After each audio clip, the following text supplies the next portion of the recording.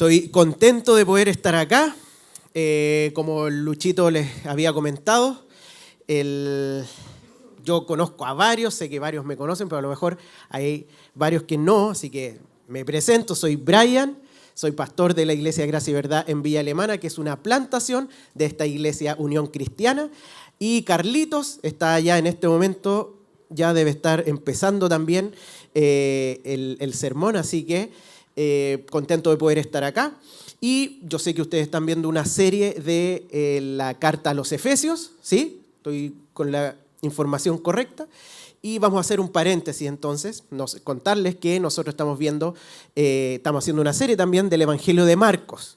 Llevamos ya, desde que comenzamos la plantación, hemos estado estudiando Marcos y llevamos ya varias semanas. Así que vamos a traerle hoy día, vamos a reflexionar acerca del Evangelio de Marcos. Vamos a estar estudiando una parte del capítulo 7, ¿ya?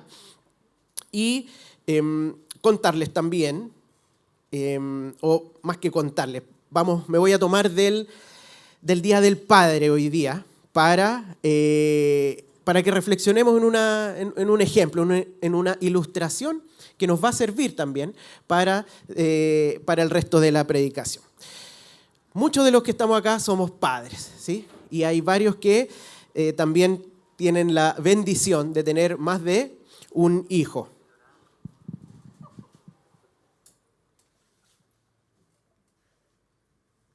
Perdón. De ahí voy a contestar. No.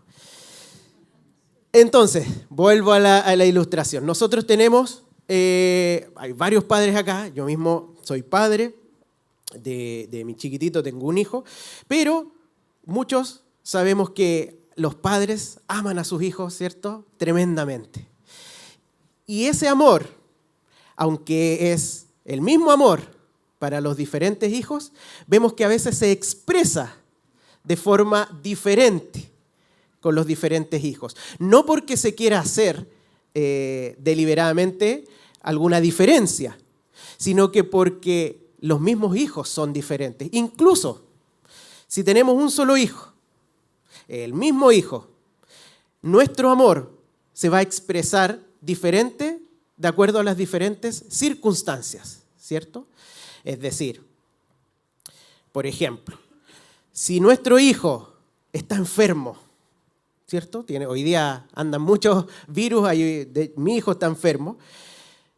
¿Cómo se va a expresar ese amor? Bueno, principalmente se va a expresar en cuidado, ¿cierto? Vamos a estar cuidándolo, incluso vamos a hacer ciertas excepciones que normalmente no hacemos.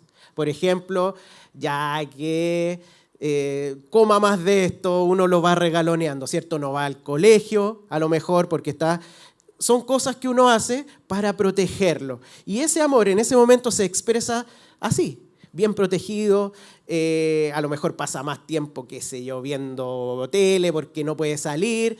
Hay muchas cosas que uno podría hacer, pero tiene que ver con el cuidado. Ahora, si ese mismo hijo no está enfermo y hace algo que no corresponde, hace algo, hay una falta de respeto, por ejemplo, a los padres. ¿Cómo va a ser expresado ese amor? No va a ser de la misma forma que cuando estaba enfermo, sino que va a tener más que ver con la corrección, ¿sí? Con la disciplina. ¿Es un amor diferente? No, no es un amor diferente, es el mismo amor. Y de hecho la misma Biblia nos habla a nosotros de por qué, por ejemplo, Dios nos disciplina. ¿Es porque es malo? ¿Es porque es pesado? Es por amor. La Biblia dice que Dios disciplina a sus hijos porque los ama, ¿sí? Entonces la disciplina, a veces los padres guateamos mucho en eso, pero la disciplina debería ser una expresión de amor, ¿cierto? Porque estamos haciendo por amor a nuestro hijo, a nuestra hija, ¿sí? Entonces, el mismo amor tiene una expresión diferente, incluso para un hijo, en situaciones diferentes. ¿Qué tiene que ver todo esto con Marcos? Se preguntarán ustedes. Hoy día vamos a ver dos episodios en donde Jesús trata con dos personas de una forma muy diferente, pero que da cuenta de su amor y de su gracia, Y de hecho hoy día, esa es la serie que estamos viendo, Jesús el Hijo de Dios, hoy día vamos a ver entonces la gracia que necesitamos. Y esa gracia, esa misma gracia de Dios, la necesitamos en primer lugar para que seamos humillados. Algo que nos encanta, ¿cierto? Y en segundo lugar, para ser restaurados. Es la misma gracia, es el mismo amor, pero a veces nos humilla y también nos restaura. Y para eso vamos a ir, como les dije, a Marcos capítulo 7, versículos 24 en adelante. Así que vamos con el primer punto. La gracia que necesitamos para ser humillados.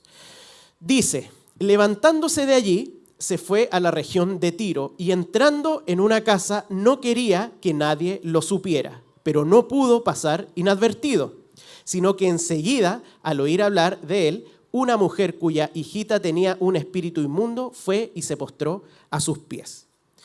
Esto es lo que está pasando, ¿cierto? Jesús, en el episodio anterior, había tenido ahí uno de estos altercados, una de estas diferencias de opinión con los fariseos, ¿ya?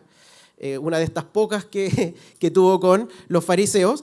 Y dice el texto que, levantándose de allí, hablando de Jesús, se va a Tiro, a la región de Tiro.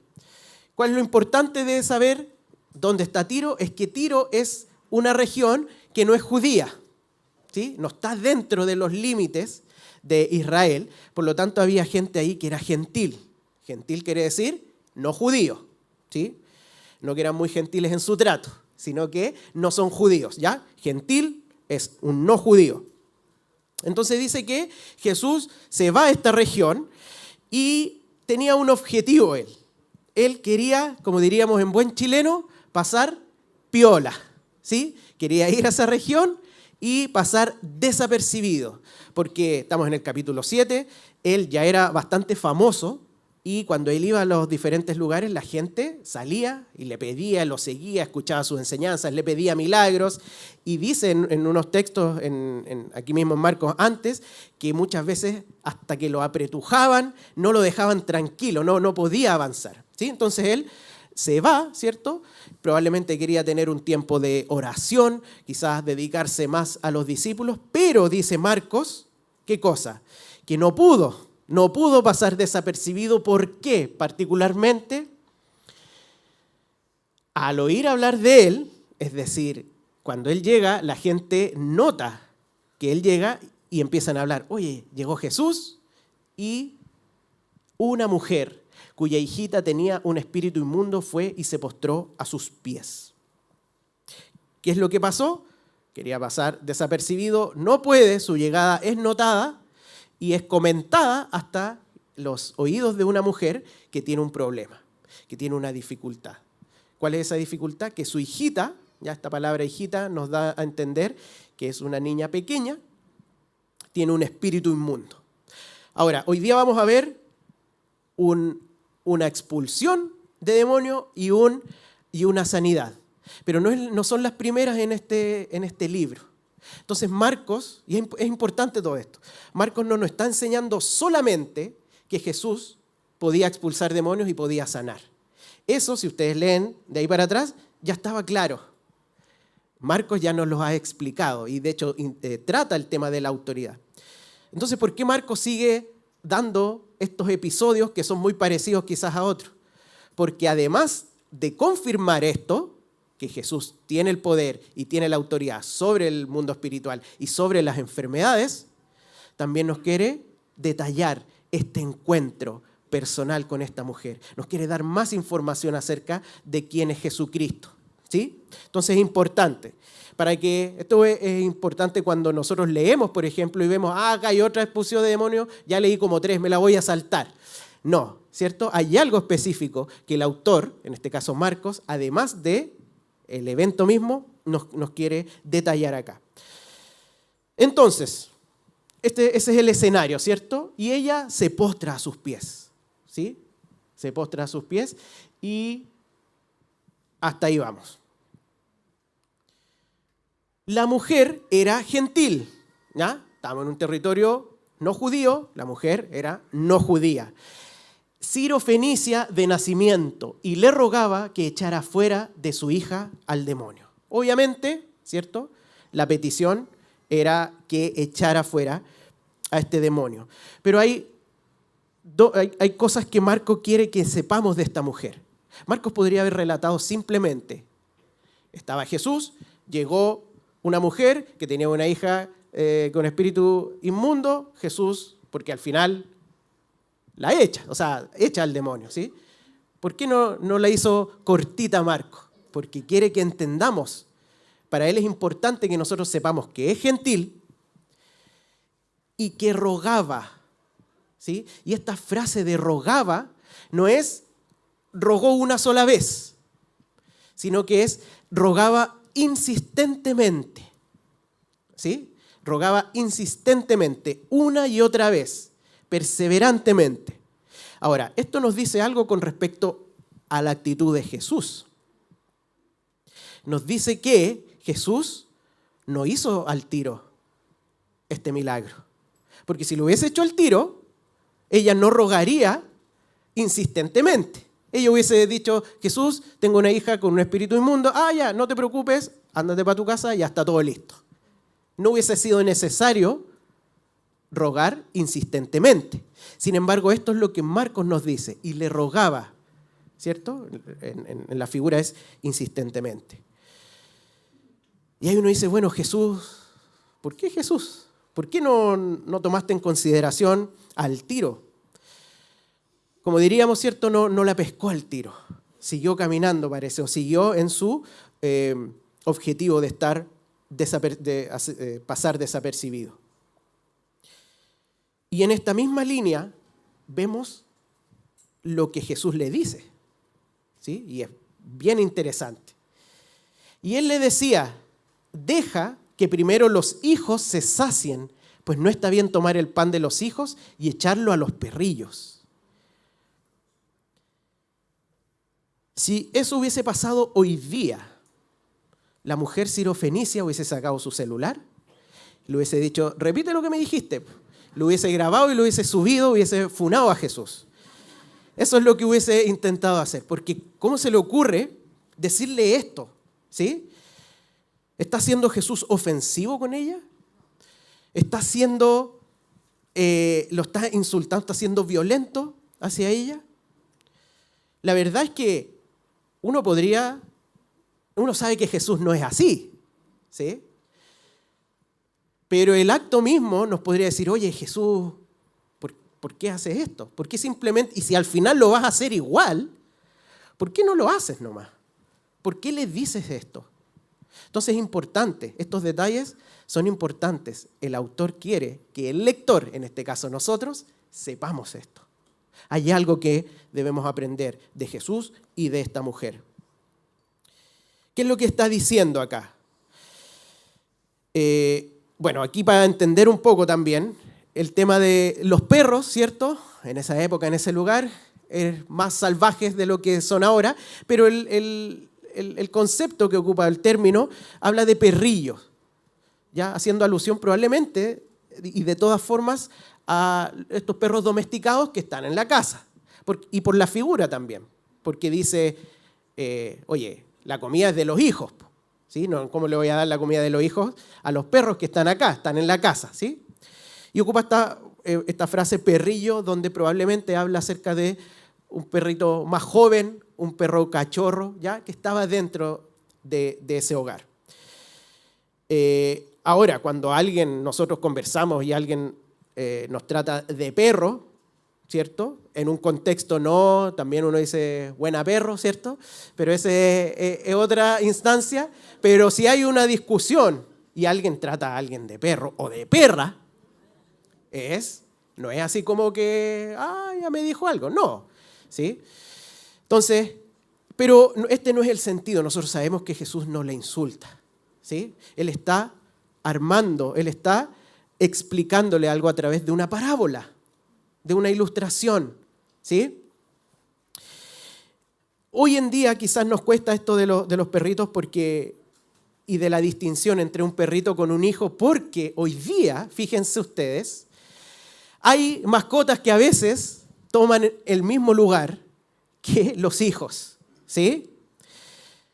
A ver, aquí un paréntesis. Los animales son creación de Dios, ¿sí? Son creación de Dios y hay que cuidarlos y respetarlos como creación de Dios. Pero a diferencia de las personas, no tienen el mismo valor porque las personas hemos sido creados, solamente las personas, con la imagen de Dios, a su imagen y semejanza. Eso no quiere decir, y no es una puerta para maltratar, ¿sí? Pero nunca deberíamos poner en el mismo nivel un animal, un perrito, por muy querido.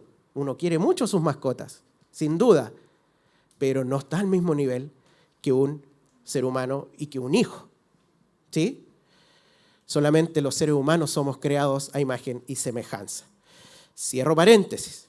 Por lo tanto, debemos trasladarnos un poquito hacia esa cultura o sacarnos quizás esto que hoy en día pasa acá, para entender que Jesús, si bien obviamente no está insultando, no está queriendo insultar, ¿cierto? O despreciar a esta mujer, sí está dejando algo en claro.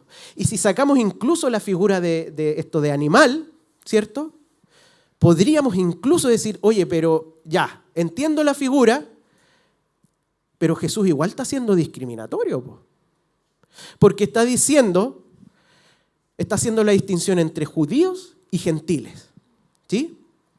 Los hijos son los judíos y en este caso los perrillos son los gentiles, ¿sí? ¿Qué eran los gentiles? Los no judíos. Entonces podríamos decir, oye, Jesús igual ya, está bien, no la trató de animal, pero está siendo discriminatorio, está discriminando entre un pueblo y otro.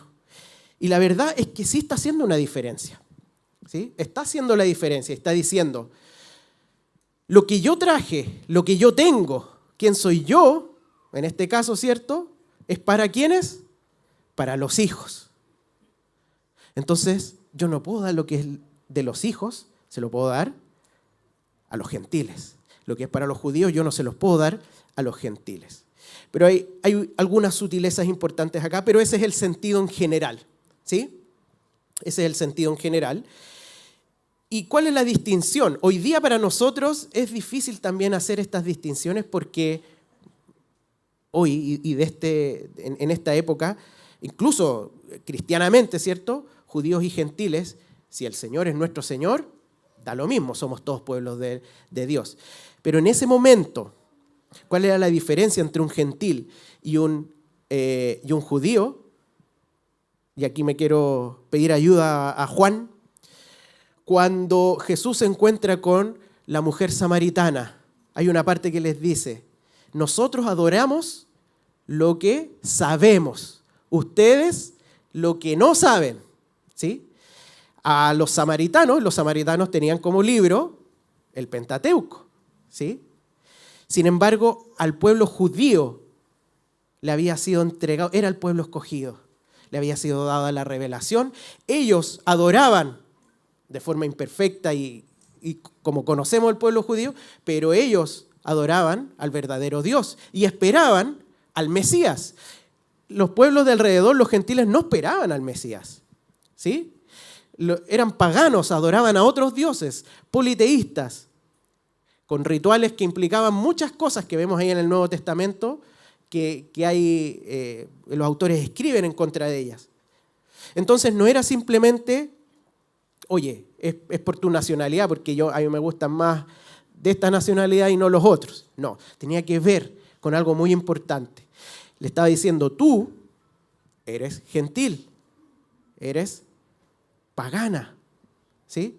Tú adoras otros dioses. Yo he venido al pueblo de Dios, al pueblo de Israel, aquellos que buscan, ¿cierto? O que conocen al Dios verdadero. Ahora, dije que había un par de sutilezas. En primer lugar, hay una sutileza que nos ayuda a entender esto. Jesús dice, deja que primero, ¿sí?, coman los hijos.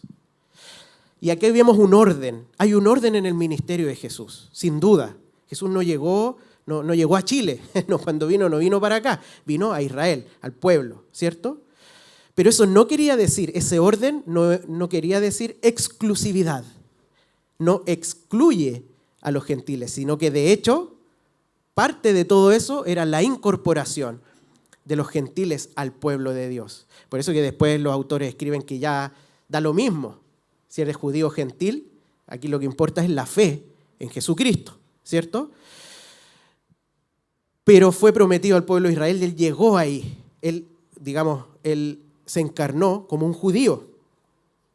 Y más adelante vamos a ver que, más adelante en el libro de Marcos, el rechazo por parte del pueblo de Israel a Jesús va a implicar justamente la expansión del evangelio a los gentiles. Y hoy día tenemos acá una iglesia gentil, ¿sí?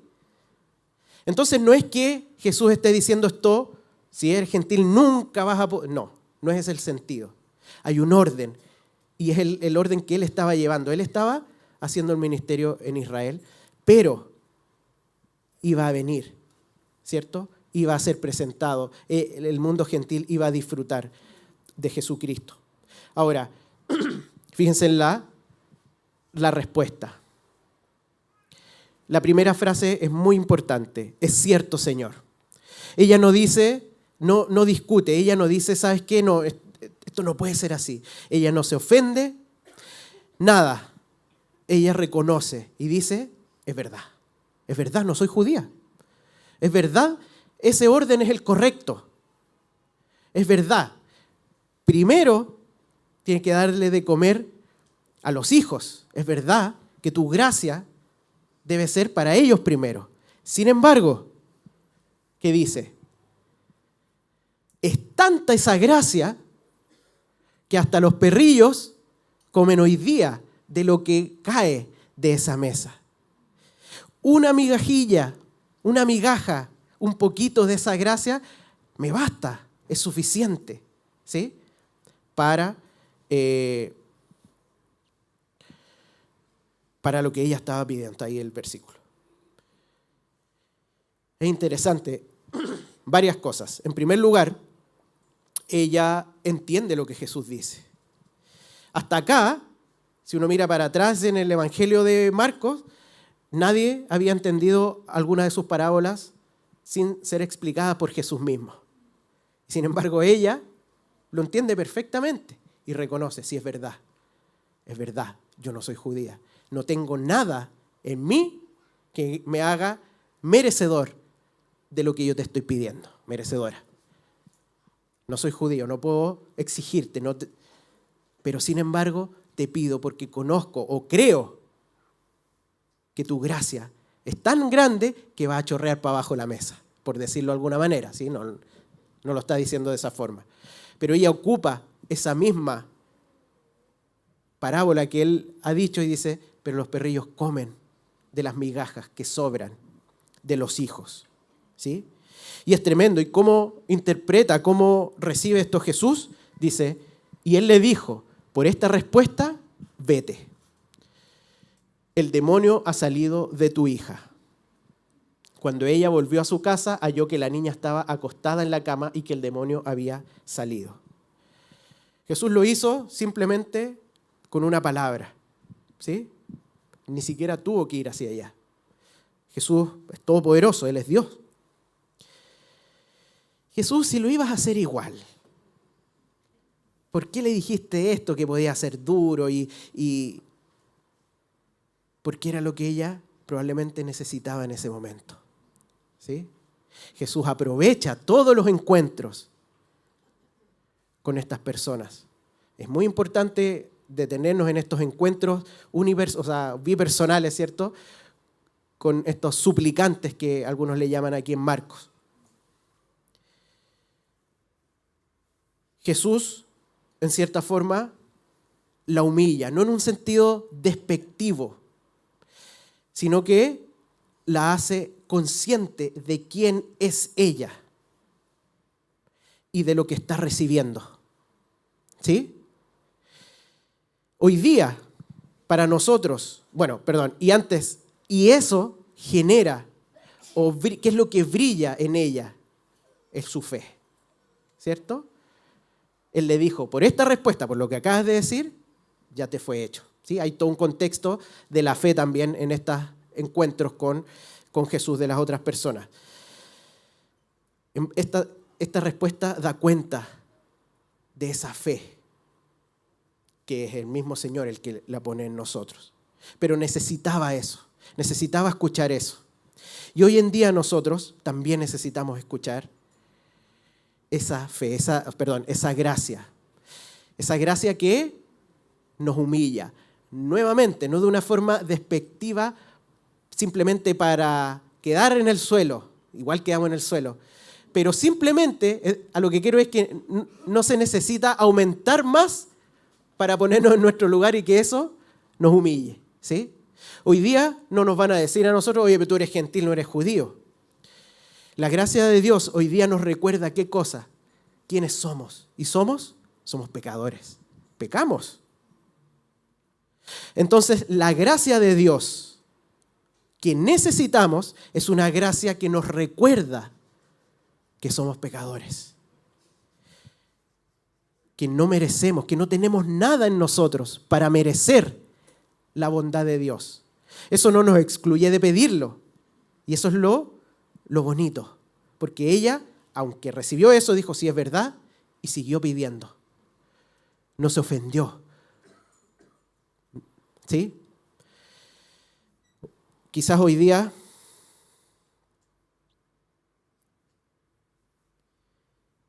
necesitamos de su gracia humilladora. Y quiero ser claro con el tema de humilladora, ¿cierto? Esta gracia humilladora. Es ponernos en nuestro lugar, ¿sí?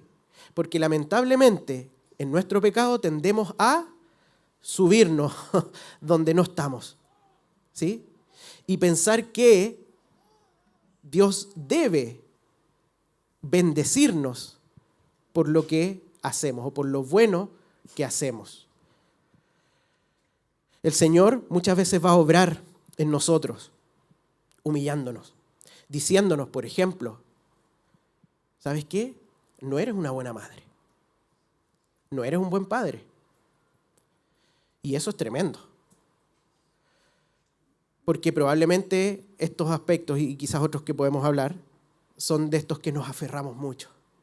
Y donde podemos decir, pueden decir lo que sea de mí, pero no que soy una mala madre, pero no que soy un mal padre. ¿Qué da cuenta eso en nuestro corazón? Y muchas veces lo que vamos a necesitar es que el Señor nos diga, no es así. No eres la mejor madre ni eres el mejor padre. Eres un padre y una madre que han pecado. ¿Y cómo lo hace Dios? Generalmente a través de situaciones. Y puede ser que después de muchos años, eso que yo pensé que lo hice pero maravillosamente con mis hijos, ese mismo hijo, esa misma hija me diga, ¿sabes qué? Eso que hiciste me hirió. Eso que hiciste me hizo mal. Y nuestro corazón, nuestro mundo, más que nuestro corazón, nuestro mundo se empieza a derrumbar. Porque ¿cómo? Todo lo que hice entonces estuvo mal. Probablemente no todo, ¿sí? Pero necesitamos eso. Muchas veces necesitamos eso. Porque si no, es de lo que nos aferramos.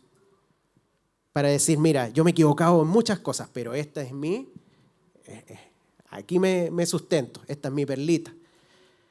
Y eso se empieza a volver, ¿qué cosa? Nuestro sentido, nuestra razón, nuestra esperanza, nuestra roca, nuestra firmeza. Quizás no es la maternidad, quizás no es la paternidad. Quizás es tu trabajo, es a lo que te dedicas. Soy bueno en lo que hago acá. Lo hago impeque. Soy el mejor, no sé si el mejor, pero el Señor dice, no, porque somos pecadores en todas las áreas, incluso en las que objetivamente uno podría decir, sí, es un área fuerte en mí. Todos tenemos áreas fuertes. Pero el Señor dice, pero aún ahí eres pecador. aún ahí fallas, aún ahí me necesitas. Si no fuera así, caminaríamos en una senda en donde cada vez creeríamos que necesitamos menos a Dios, que necesitamos menos a Jesucristo. Y sin embargo, lo seguimos necesitando tal cual al principio. Piensen en su conversión. Para creer, para que nuestra fe sea depositada en Jesucristo genuinamente, necesitamos reconocer que no podemos salvarnos a nosotros mismos, que estamos mal con el Señor, que lo que nosotros hacemos ofende a Dios, hace daño a los demás, que somos pecadores. Porque si no reconocemos eso, bueno, entonces, ¿qué Salvador necesitamos? ¿Un Salvador que me saque solamente de la pobreza? ¿Solamente de las circunstancias difíciles? ¿O un Salvador que me rescate de mi propio pecado? Y que me rescate de la separación con Dios. Necesitamos esa gracia humilladora. Insisto, no de insulto, sino que simplemente de reconocernos quiénes somos.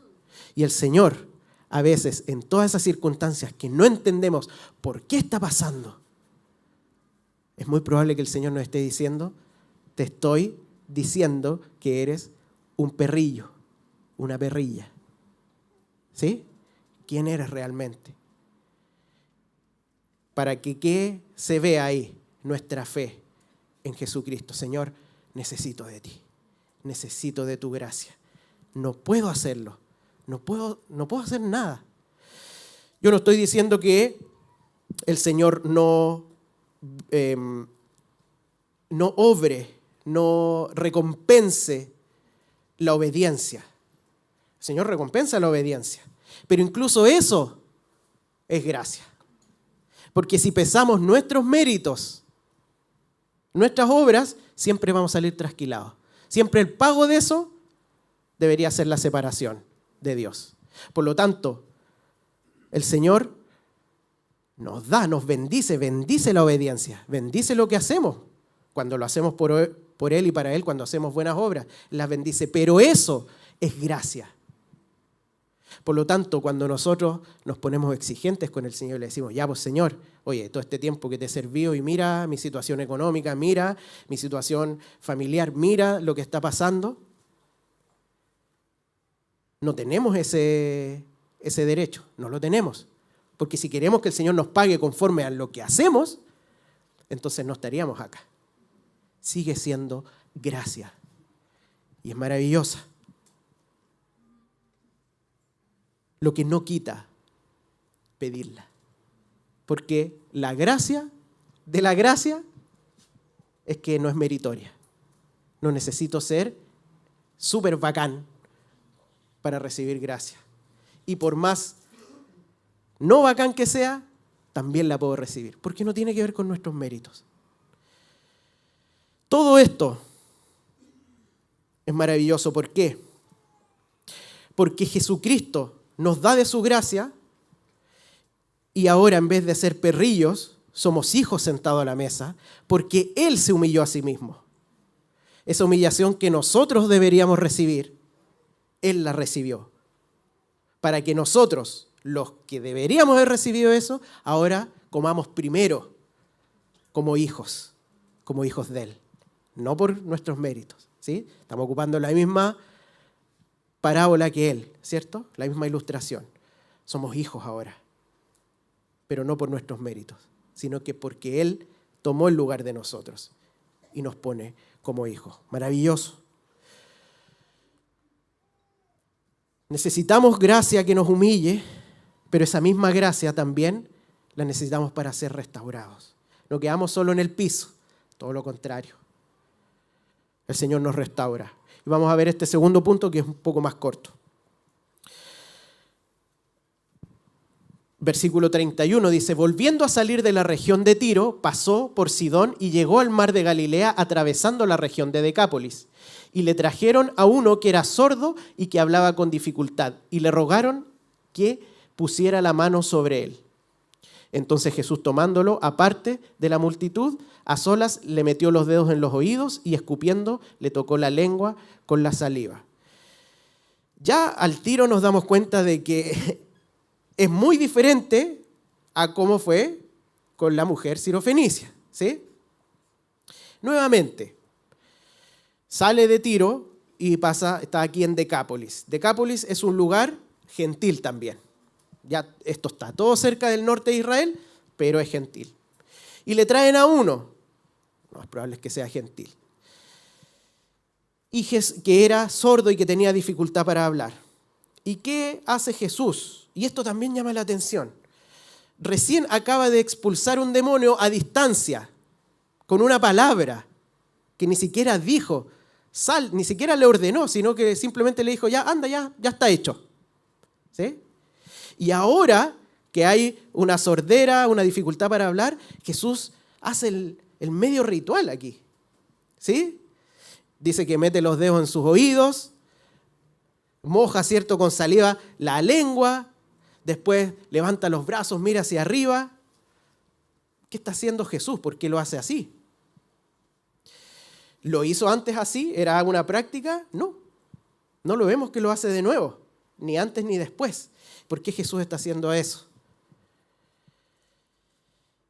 La verdad es que todos estos aspectos que nos parecen raros y que uno podría decirles como un ritual, la verdad es que tiene que ver más bien con compasión y con ternura de parte de Jesús. ¿Sí? Probablemente esta persona con estas dificultades había experimentado muchas heridas, no solo directamente relacionadas con que no escuchaba o que tenía dificultades para comunicarse. Piensen en lo social, piensen en las cosas que se perdió. Quizás no era la persona a quien todos querían estar con él y tocarlo, y sin embargo Jesús lo toca. ¿Y qué toca? Aquello que falla en él, sus oídos, su lengua. ¿Sí? ¿Necesitaba Jesús hacer esto para sanarlo? No. Él es Dios. Él hace como Él quiere. ¿Necesitaba para que resultara la sanidad? No. ¿Quién lo necesitaba? La persona.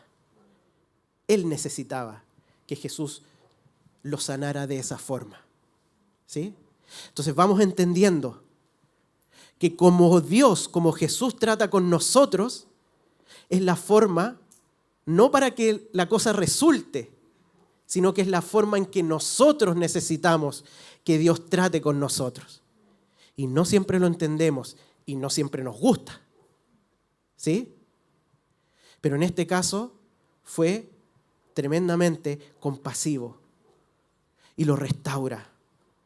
Y esto que hay no lo puse ahí. No, pues viste, yo estaba hablando algo que todavía no lo leía. Y levantando los ojos al cielo, suspiró profundamente y le dijo, Efatá, esto es, ábrete. Y al instante se abrieron sus oídos y desapareció el impedimento de su lengua y hablaba con claridad. Y esta expresión de suspiró profundamente es un suspiro de dolor. A Jesús no le dolía nada. Era un suspiro de dolor, de identificarse con el dolor de esta persona, con lo que estaba viviendo, con lo que había vivido quizás durante toda su vida. ¿Les ha pasado que cuando ven a alguien con un dolor físico, por ejemplo, o de otro índole, es como que a uno, cuando uno le conmueve, como que a uno le duele, realmente, genuinamente? Bueno, Jesús está expresando eso. Y mira al cielo, porque Jesús no hace nada que el Padre no le diga que haga. ¿Sí? Entonces, todo esto, y algo que no dijimos, es que lo saca de la multitud. ¿Sí? Entonces Jesús, tomándolo aparte de la multitud, Él no hace un espectáculo. Él lo lleva solo, es algo íntimo. Es algo con Él, es lo que Él necesitaba. Esta es una persona gentil. ¿Por qué no le dijo, oye, ¿sabéis qué? No le puedo dar lo que le doy a los hijos, a los perrillos? ¿Por qué no le dijo eso si ya lo había hecho con la otra persona que era gentil? ¿Es que Dios cambia? ¿Jesús cambia? Parece que no es nada inmutable. ¿Cambia Jesús? ¿O es el amor y la gracia expresada diferente para una situación y por una necesidad diferente? ¿Cuántas veces envidiamos a algunos hermanos por lo que les ha pasado o por lo que no les está pasando como a mí me está pasando? ¿Será que el Señor lo quiere más al otro? ¿Será que el otro hace cosas que yo no hago? Puede ser que sí, pero principalmente es porque el Señor nos da la gracia que necesitamos. A veces nos va a humillar, nos va a decir, no, tú no eres eso que piensas, tú eres un pecador, pero yo te doy de mi gracia. Y quizás después de eso nos va a abrazar, nos va a cuidar, nos va a tratar tiernamente y nos va a levantar como a un hijo, poniéndonos en su mesa. Es la misma gracia, es el mismo amor. Y es esa gracia y ese amor que vienen de Jesucristo mismo, de su sacrificio. Porque fue Él el que recibió todo aquello que merecíamos nosotros. Toda su humillación, todo ese dolor, toda esa enfermedad, toda la ira de Dios que la merecemos nosotros, y eso solo lo vamos a entender cuando nos entendamos en nuestro lugar. ¿Cuál es nuestro lugar? Que todos somos pecadores acá y nos hemos rebelado ante Dios. Cuando entendemos eso, entonces su gracia nos restaura. Y esa última frase, y Jesús le ordenó que a nadie se lo dijera, pero mientras más se lo ordenaba, tanto más ellos lo proclamaban. Y se asombraron en gran manera, diciendo, todo lo ha hecho bien, aún los sordos hace oír y a los mudos hablar. Esta frase que Marcos nos presenta acá es una frase muy parecida a como Isaías menciona la venida del Mesías. Aquel que iba a darle vista a los ciegos, a los sordos iba a hacer oír, a los mudos a hablar. Y todo eso tiene que ver con una restauración, que es lo que venía a hacer Jesucristo en parte, ¿cierto? Él es parte de esta restauración. El Señor nos humilla y nos restaura, pero necesitamos eso. Porque nuevamente, si no conocemos nuestro lugar, es muy difícil que pidamos la gracia de Dios.